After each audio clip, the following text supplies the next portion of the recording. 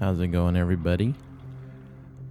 Today, or right now, I'm going to be reading A Good Man is Hard to Find by Flannery O'Connor, which I think by today's standards, I don't think the title, I think the title is misleading with the way we think socially today. I don't think this is really about finding a date or anything like that.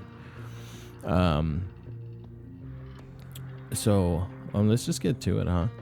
All you college folk out there and others. This is A Good Man is Hard to Find by Flannery O'Connor. The grandmother didn't want to go to Florida. She wanted to visit some of her connections in East Tennessee, and she was seizing at every chance to change Bailey's mind. Bailey was the son she lived with, her only boy. He was sitting on the edge of his chair at the table, bent over the orange sports section of the journal. "Now look here, Bailey," she said. "See here, read this." And she stood with one hand on her thin hip and the other rattling the newspaper at his bald head.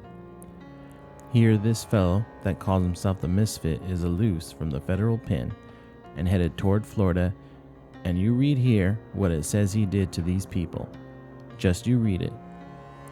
I wouldn't take my children in any direction with a criminal like that loose in it. I couldn't answer to my conscience if I did." Bailey didn't look up from his reading, so she wheeled around then and faced the children's mother, a young woman in slacks, whose face was as broad and innocent as a cabbage, and was tied around with a green handkerchief that had 2 points on the top like rabbit ears. She was sitting on the sofa, feeding the baby his apricots out of a jar. "The children have been to Florida before," the old lady said. "You ought to take them somewhere else for a change, so they would see different parts of the world and be broad. They never have been to East Tennessee." The children's mother didn't seem to hear her, but the 8-year-old boy, John Wesley, a stocky child with glasses, said, "If you don't want to go to Florida, why don't you stay at home?" He and the little girl, June Star, were reading the funny papers on the floor. "She would have stayed at home to be a queen for a day," June Star said with raising her yellow head. "Yes, and what would you do if this fellow, the Misfit, caught you?" the grandmother asked. "I'd smack his face," Johnny Wesley said. "She wouldn't stay at home for $1,000,000, June Star said. "Afraid she missed something? She has to go everywhere we go."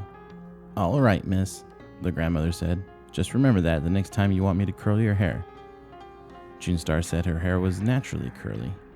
The next morning, the grandmother was the first one in the car, ready to go. She had her big black valise that looked like the head of a hippopotamus in one corner, and underneath it she was hiding a basket with Pity Scene, the cat, in it. She didn't intend for the cat to be left alone in the house for 3 days because he would miss her too much, and she was afraid he might brush against one of the gas burners and accidentally asphyxiate himself. Her son, Bailey, didn't like to arrive at a motel with a cat. She sat in the middle of the back seat with John Wesley and June Star on either side of her. Bailey and the children's mother and the baby sat in front, and they left Atlanta at 8:45 with the mileage on the car at 55,890. The grandmother wrote this down because she thought it would be interesting to say how many miles they had been when they got back. It took them 20 minutes to reach the outskirts of the city. The old lady settled herself comfortably, removing her white cotton gloves and putting them up with her purse on the shelf in front of the back window. The children's mother still had on slacks and still had her head tied up in a green handkerchief, but the grandmother had an only navy blue straw sailor hat with a bunch of white violets on the brim and a navy blue dress with a small white dot in the print. Her collars and cuffs were white organdy, trimmed with lace, and at her neckline she had pinned a purple spray of clothed violets containing a sachet. In a case of an accident, anyone seeing her dead on the highway would know at once that she was a lady. She said she thought it was going to be a good day for driving, neither too hot nor too cold, and she cautioned Bailey that the speed limit was 55 miles an hour and that the patrolmen hid themselves behind billboards and small clumps of trees and sped out after you before you had a chance to slow down. She pointed out interesting details of the scenery: Stone Mountain, the blue granite that in some places came up to both sides of the highway, the brilliant red clay banks slightly streaked with purple, and the various crops that made rows of green lacework on the ground. The trees were full of silver-white sunlight, and the meanest of them sparkled. The children were reading comic magazines, and their mother had gone back to sleep. "Let's go through Georgia fast so we won't have to look at it much," John Wesley said. "If I were a little boy," said the grandmother, "I wouldn't talk about my native state that way. Tennessee has the mountains and Georgia has the hills." "Tennessee is just a hillbilly dumping ground," John Wesley said, "and Georgia is a lousy state too." "You said it," June Star said. "In my time," said the grandmother, folding her thin, veined fingers, "children were more respectful to their native states and their parents and everything else. People did right then. Oh, look at the cute little pickaninny," she said, and pointed to a Negro child standing in the door of a shack. "Wouldn't that make a picture now?" she asked, and they all turned and looked at the little Negro out of the back window. He waved. "He didn't have any breeches on," June Star said. "He probably didn't have any," the grandmother explained. "Little niggers in the country don't have things like we do. If I could paint, I'd paint that picture," she said. The children exchanged comic books. The grandmother offered to hold the baby, and the children's mother passed him over the front seat to her. She set him on her knee and bounced him and told him about the things they were passing. She rolled her eyes, screwed up her mouth, and stuck her leathery thin face into his smooth, bland one. Occasionally, he gave her a faraway smile. They passed a large cotton field with 5 or 6 graves fenced in the middle of it, like a small island. "Look at that graveyard," the grandmother said, pointing it out. "That was the old family burying ground. That belonged to the plantation." "Where's the plantation?" John Wesley asked. "Gone with the wind," said the grandmother. "Ha ha." When the children finished all the comic books they had brought, they opened the lunch and ate it. The grandmother ate a peanut butter sandwich and an olive and would not let the children throw the box and the paper napkins out the window. When there was nothing else to do, they played a game by choosing a cloud and making the other two guess what shape it suggested. John Wesley took one the shape of a cow, and June Star guessed a cow, and Johnson Wesley said, "No, an automobile." And June Star said he didn't play fair, and they began to slap each other over the grandmother. The grandmother said she would tell them a story if they would keep quiet. When she told a story, she rolled her eyes and waved her head and was very dramatic. She said once, when she was a maiden lady, she had been courted by a Mr. Edgar Atkins Teagarden from Jasper, Georgia. She said he was a very good-looking man and a gentleman, and that he brought her a watermelon every Saturday afternoon with his initials cut in it, E.A.T. Well, one Saturday, she said, Mr. Teagarden brought the watermelon and there was nobody at home, and he left it on the front porch and returned in his buggy to Jasper. But she never got the watermelon, she said, because a nigger boy ate it when he saw the initials E.A.T. This story tickled John Wesley's funny bone, and he giggled and giggled, but June Star didn't think it was any good. She said she wouldn't marry a man that just brought her a watermelon on Saturday. The grandmother said she would have done well to marry Mr. Teagarden because he was a gentleman and had bought Coca-Cola stock when it first came out, and that he had died only a few years ago, a very wealthy man. They stopped at the tower for barbecued sandwiches. The tower was part stucco and part wood filling station and dance hall set in a clearing outside of Timothy. A fat man named Red Sammy Butts ran it, and there was signs stuck here and there on the building and for miles up and down the highway saying, "Try Red Sammy's famous barbecue. None like famous Red Sammy's. Red Sam, the fat boy with a happy laugh, a veteran. Red Sammy's your man." Red Sammy was lying on the bare ground outside the tower with his head under a truck, while a gray monkey about a foot high, chained to a small chinnaberry tree, chattered nearby. The monkey sprang back into the tree and got on the highest limb as soon as he saw the children jump out of the car and run toward him. Inside, The tower was a long, dark room with a counter at one end and tables at the other, and dancing space in the middle. They all sat down at the board table next to the Nickelodeon, and Red Sam's wife, a tall, burnt brown woman with hair and eyes lighter than her skin, came and took their order. The children's mother put a dime in the machine and played the Tennessee Waltz, and the grandmother said the tune always made her want to dance. She asked Bailey if he would like to dance, but he only glared at her. He didn't have a natural sunny disposition like she had, and trips made him nervous. The grandmother's brown eyes were very bright. She swayed her head from side to side and pretended she was dancing in her chair. June Star said play something she could tap to, so the children's mother put in another dime and played a fast number, and June Star stepped out onto the dance floor and did her tap routine. "Ain't she cute?" Red Sam's wife said, leaning over the counter. "Would you like to come by my little girl?" "No, I certainly wouldn't," June Star said.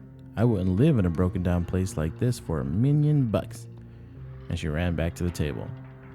"Ain't she cute?" the woman repeated, stretching her mouth politely. "Aren't you ashamed?" hissed the grandmother. Red Sam came in and told his wife to quit lounging on the counter and hurry up with these people's order. His khaki trousers reached just to his hip bones, and his stomach hung over them like a sack of meal swaying under his shirt. He came over, sat down at the table nearby, and let out a combination sigh and yodel. "You can't win," he said. "You can't win." And he wiped his sweaty red face off with a gray handkerchief. "These days, you don't know who to trust," he said. "Ain't that the truth?" "People are certainly not nice like they used to be," said the grandmother. "Two fellers come in here last week," Red Sammy said, "driving a Chrysler. It was an old beat-up car, but it was a good one, and these boys looked all right to me. Said they worked at the mill, and you know, I let them fellows charge the gas they bought. Now why did I do that?" "Because you're a good man," the grandmother said at once. "Yes'm, I suppose so," Red Sam said, as if he were struck with this answer. His wife brought the orders, carrying the 5 plates all at once with a tray, 2 in each hand and 1 balanced on her arm. "It isn't a soul in this green world of God's that you can trust," she said, "and I don't count nobody out of that. Not nobody," she repeated, looking at Red Sammy. "Did you read about that criminal, the misfit, that's escaped?" asked the grandmother. "I wouldn't be a bit surprised if he didn't attack this place right here," said the woman. "If he hears about it being here, I wouldn't be none surprised to see him. If he hears it's 2 cents in the cash register, I wouldn't be at all surprised if he..." "That'll do," Red Sam said. "Go bring these people their Coca-Colas." And the woman went off to get the rest of the order. "A good man is hard to find," Red Sammy said. "Everything is getting terrible. I remember the day you could go off and leave your screen door unlatched. Not no more." He and the grandmother discussed better times. The old lady said that in her opinion, Europe was entirely to blame for the way things were now. She said the way Europe acted, you would think we were made of money, and Red Sam said it was no use talking about it. She was exactly right. The children ran outside into the white sunlight and looked at the monkey in the lacy chinnaberry tree. He was busy catching fleas on himself and biting each one carefully between his teeth as if it were a delicacy. They drove off again into the hot afternoon. The grandmother took cat naps and woke up every few minutes with her own snoring. Outside of Toomsboro, she woke up and recalled the old plantation that she had visited in this neighborhood once when she was a young lady. She said the house had 6 white columns across the front and that there was an avenue of oaks leading up to it and 2 little wooden trellises arbors on either side in front where you sat down with your suitor after a stroll in the garden. She recalled exactly which road to turn off to get to it. She knew that Bailey would not be willing to lose any time looking at an old house, but the more she talked about it, the more she wanted to see it once again and find out if the little twin arbors were still standing. "There was a secret panel in the house," she said craftily, not telling the truth, but wishing that she were. "And the story went that all the family silver was hidden in it when the Sherman came through, but it was never found." "Hey," John Wesley said, "let's go see it. We'll find it. We'll poke all the woodwork and find it. Who lives there?" Where did you turn off at? Hey, Pop, can't we turn off there? We never have seen a house with a secret panel, June Star shrieked. Let's go to the house with a secret panel. Hey, Pop, can't we go see the house with the secret panel? It's not far from here, I know, the grandmother said. It wouldn't take over 20 minutes. Bailey was looking straight ahead. His jaw was rigid as a horseshoe. No, he said. The children began to yell and scream that they wanted to see the house with the secret panel. John Wesley kicked the back of the front seat, and June Star hung over her mother's shoulder and whined desperately into her ear that they never had any fun, even on their vacation, that they could never do what they wanted to do. The baby began to scream, and John Wesley kicked the back of the seat so hard that his father could feel the blows in his kidney. All right, he shouted and drew the car to a stop at the side of the road. Will you all shut up? Will you all just shut up for 1 second? If you don't shut up, we won't go anywhere. It would be very educational for them, the grandmother murmured. All right, Bailey said. But get this. This is the only time we're going to stop for anything like this. This is the one and only time. The dirt road that you have to turn down is about a mile back, the grandmother directed. I marked it when we passed. A dirt road, Bailey groaned. After they had turned around and were headed toward the dirt road, the grandmother recalled other points about the house. The beautiful glass over the front doorway and the candle lamp in the hall. John Wesley said that the secret panel was probably in the fireplace. You can't go inside the house, Bailey said. You don't know who lives there. While you all talk to the people in front, I'll run around behind and get in a window, John Wesley suggested. We all stay in the car, his mother said. They turned onto the dirt road and the car raced roughly along in a swirl of pink dust. The grandmother recalled the times when there was no paved roads and 30 miles was a day's journey. The dirt road was hilly and there were sudden washes in it and sharp curves on dangerous embankments. All at once, they would be on a hill, looking down over the blue tops of trees for miles around. Then the next minute, they would be in a red depression with the dust-coated trees looking down on them. This place had better turn up in a minute, Bailey said, or I'm going to turn around. The road looked as if no one had traveled on it in months. It's not much further, the grandmother said, and just as she said it, a horrible thought came to her. The thought was so embarrassing that she turned red in the face, and her eyes dilated, and her feet jumped up, upsetting her valise in the corner. The instant the valise moved, the newspaper top she had over the basket under it rose. With a snarl and a pity scene, the cat sprang onto Bailey's shoulder. The children were thrown to the floor, and their mother, clutching the baby, was thrown out the door onto the ground. The old lady was thrown into the front seat. The car turned over once and landed right side up in a gulch off the side of the road. Bailey remained in the driver's seat with a cat gray striped with a broad white face and an orange nose clinging to his neck like a caterpillar. As soon as the children saw they couldn't move their arms and legs, they scrambled out of the car, shouting, "We've had an accident!" The grandmother was curled up under the dashboard, hoping she was injured so that Bailey's wrath would not come down on her all at once.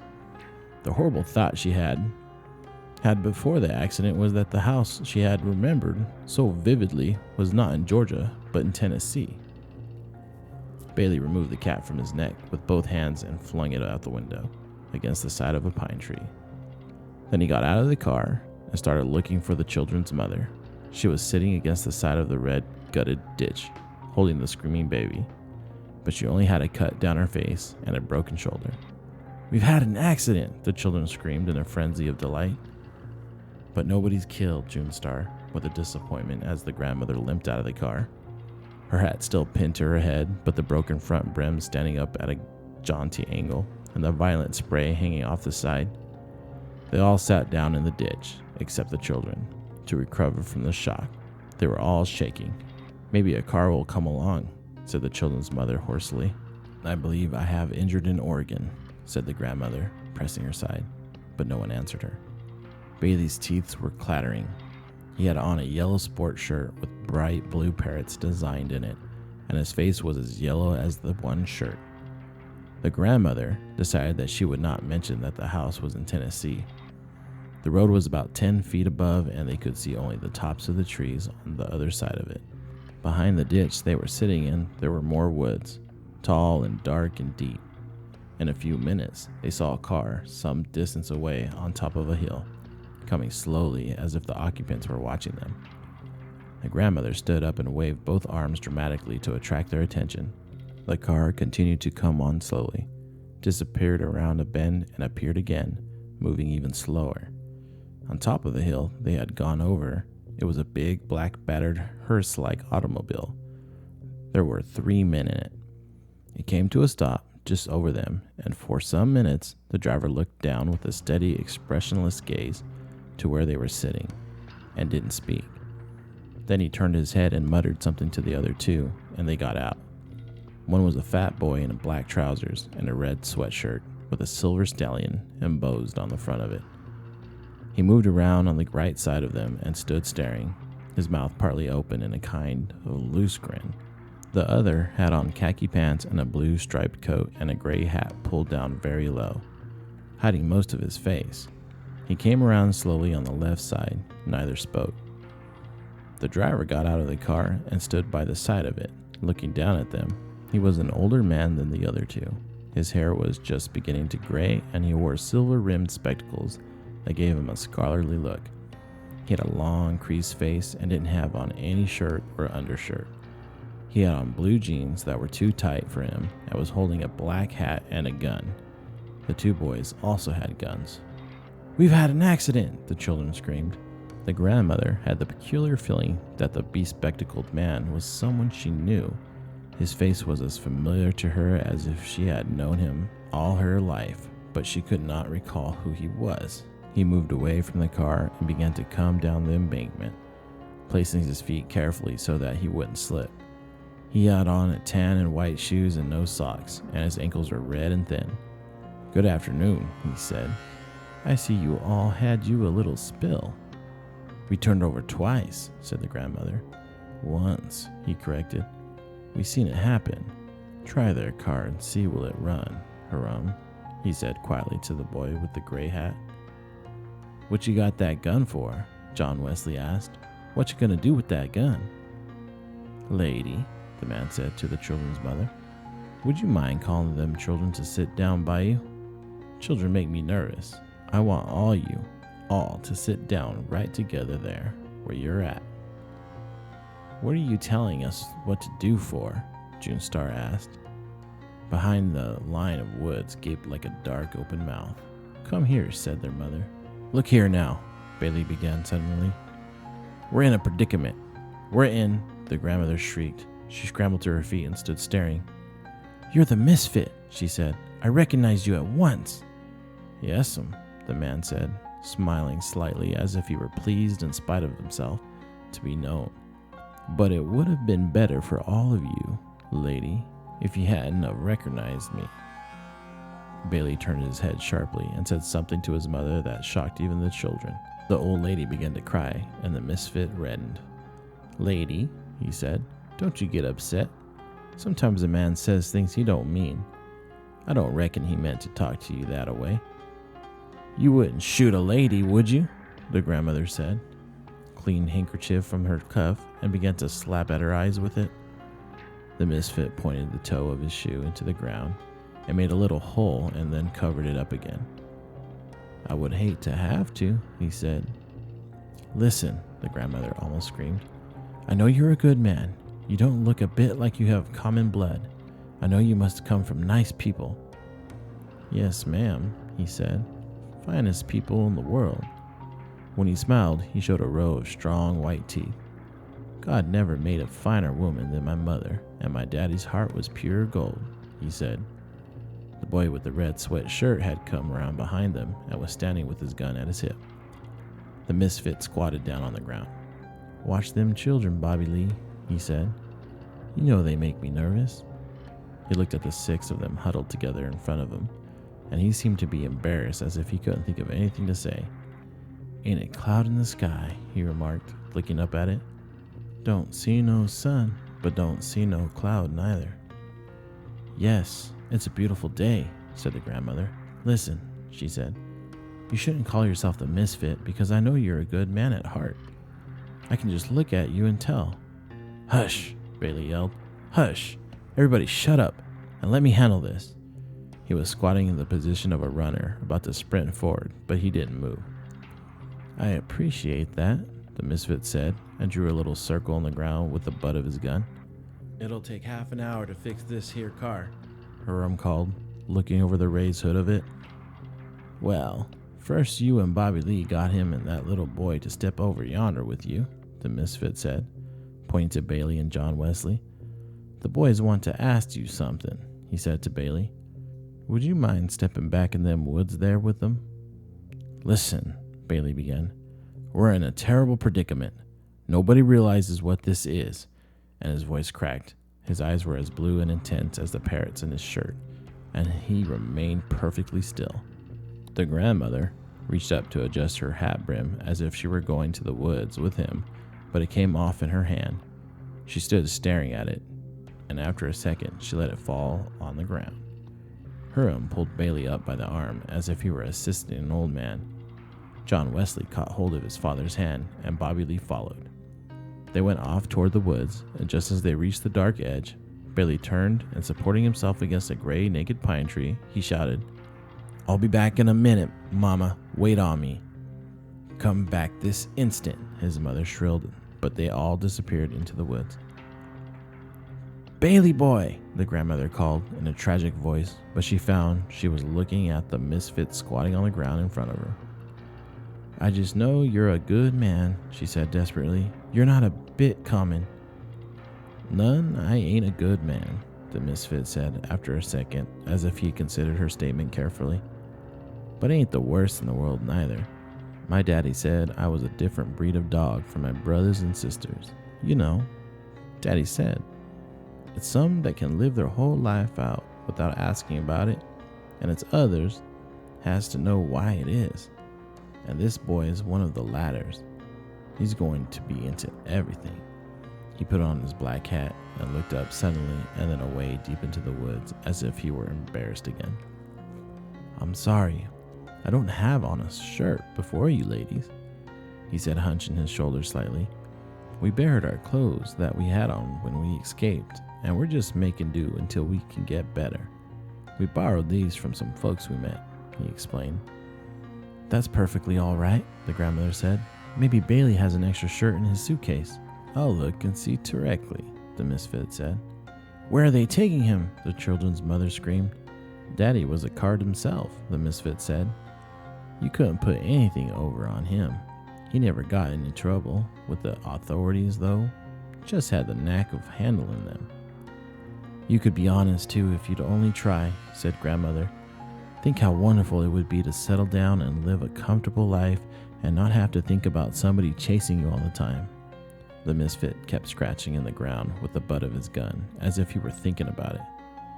"Yes, somebody's always after you," he murmured. The grandmother noticed how thin his shoulder blades were just behind his hat, because she was standing up looking down on him.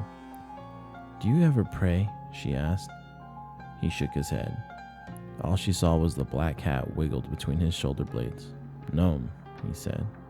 There was a pistol shot from the woods, followed closely by another, then silence. The old lady's head jerked around. She could hear the wind move through the tree tops like a long, satisfied in-suck of breath. "Bailey boy," she called. "I was a gospel single for a while," the misfit said. "I've been most everything.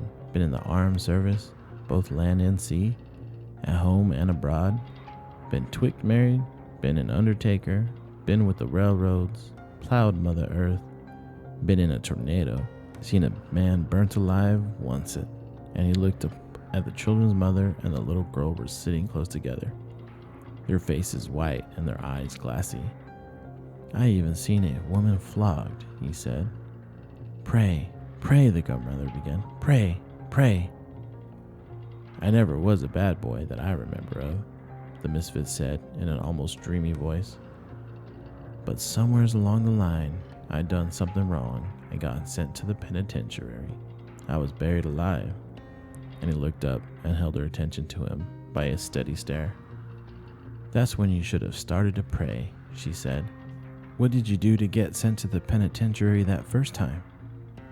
Turn to the right. It was the wall, the misfit said, looking up again at the cloudless sky.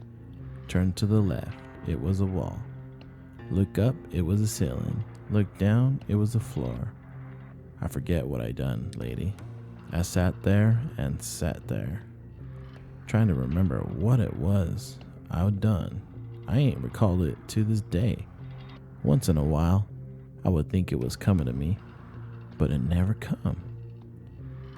Maybe they put you in by mistake, the old lady said vaguely. No, he said. It wasn't no mistake.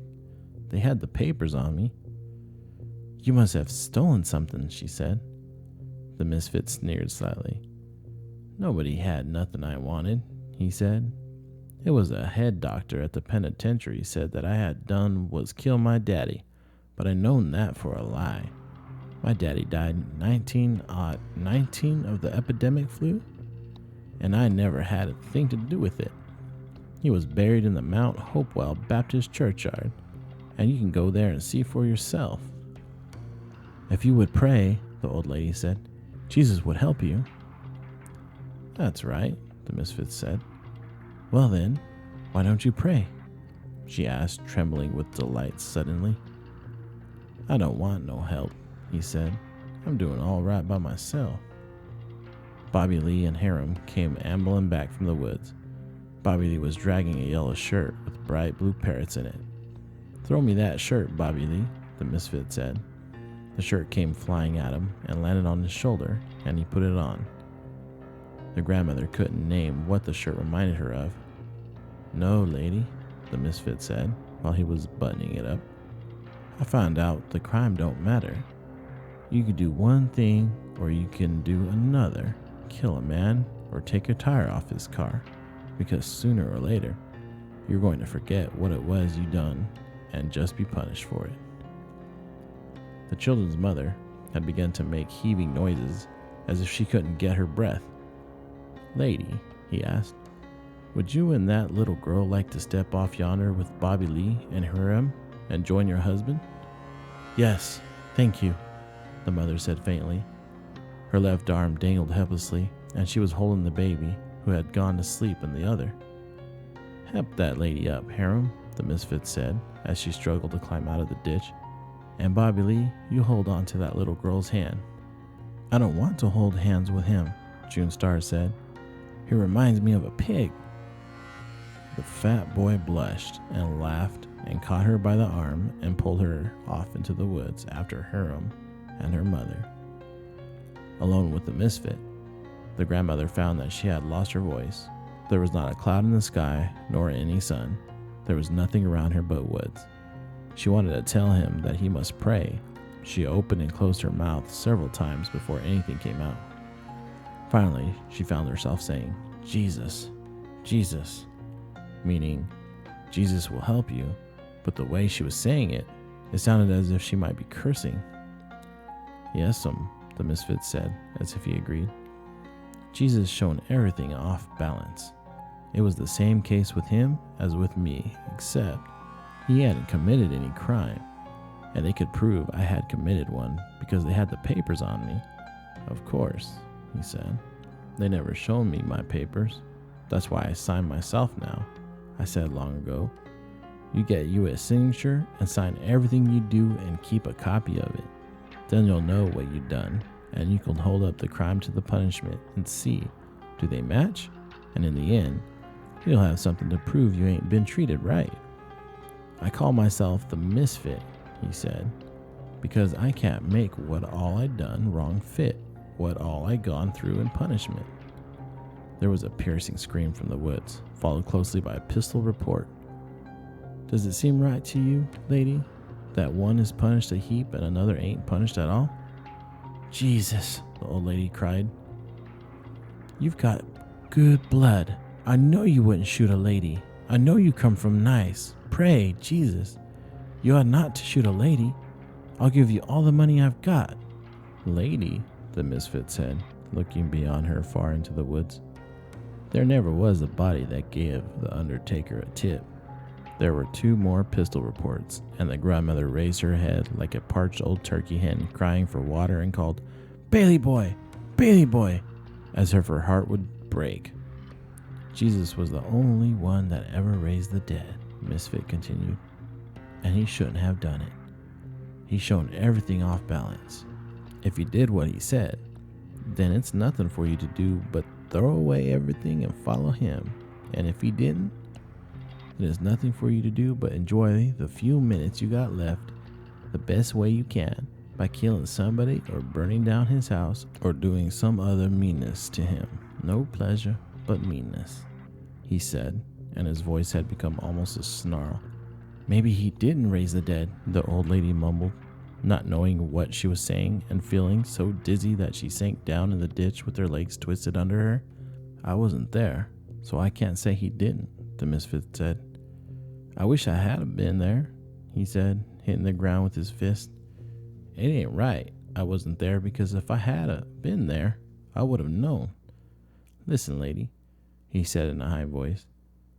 If I had been there, I would have known, and I wouldn't be like I am now. His voice seemed about to crack, and the grandmother's head cleared for an instant. She saw the man's face twisted close to her own, as if he were going to cry, and she murmured, Why, you're one of my babies. You're one of my own children. She reached out and touched him on the shoulder. The misfit sprang back as if a snake had bitten him and shot her 3 times through the chest. Then he put his gun down on the ground and took off his glasses and began to clean them. Jerome and Bobby Lee returned from the woods and stood over the ditch, looking down at the grandmother, who half sat and half lay in the puddle of blood with her legs crossed under her like a child's and her face smiling up at the cloudless sky. Without his glasses, the misfit's eyes were red-rimmed and pale and defenseless looking. Take her off and throw her where you shown the others, he said, picking up the cat that was rubbing itself against his leg. She was a talker, wasn't she? Bobby Lee said, sliding down the ditch with a yodel. She would have been a good woman, the misfit said, if it hadn't been somebody there to shoot her every minute of her life. Something fun, Bobby Lee said. Shut up, Bobby Lee, the misfit said. It's no real pleasure in life. Wow. So, I guess the first question is, well, the first thing I want to say is, I'm not sure if my teacher's racist keep assigning us all these, like, stories with racial tendencies and stuff in them, or maybe it's just old literature, but I would think that we could find some better literature that didn't have like those undertones in it, because I didn't see the point in the racial undertones in this story, right? Other than that's just the way they wrote back then. But looking at this, thinking, my immediate thoughts as I was finishing up reading this was, is it possible this was really her kid? The story starts off with her acknowledging she only has one kid, but that might be just something she was telling herself or didn't want anybody to let on, right? The second thing was that I noticed that's possibly her kid is, well, one, she acknowledges that she acknowledges that he is her kid. That might have been why she just so happened to run into him, right? Because he was following her from the get-go. He probably broke out and was following them because they seemed to go to Florida all the time. So he probably knew their routine, broke out of prison during their vacation during that time for a reason. She was aware of it, was trying to get him to go in another direction, and still didn't manage to avoid the situation. Yeah, I think there's some credit to that. Let me read this one more time. She would have been a good woman, the misfit said, if it hadn't been somebody there to shoot her every minute of her life. Shoot her every minute of her life. I feel like there's some power in that line, and I don't know what it is. She would have been a good woman, the misfit said, if it had been somebody there to shoot her every minute of her life. There's something in that line I'm not getting, but it's very important, and I'm not getting it. And then Shut Up, Bobby Lee, the Misfit said, it's no real pleasure in life. There's something in that line. All right, you guys, that has been, let me scroll back up to the top here. Let's see what this story. A Good Man is Hard to Find by Flannery O'Connor. As always, you guys, leave your comments and stuff on the YouTube version. Tell me how I did. Tell me what's coming up in your guys' curriculum and reading. All that good stuff. All right, you guys. Peace out. Oh, I'm on Twitter and Instagram and all that stuff. And on Twitch. If you ever catch me live on Twitch. Cloud Jester, we can talk. All right, you guys. Peace out.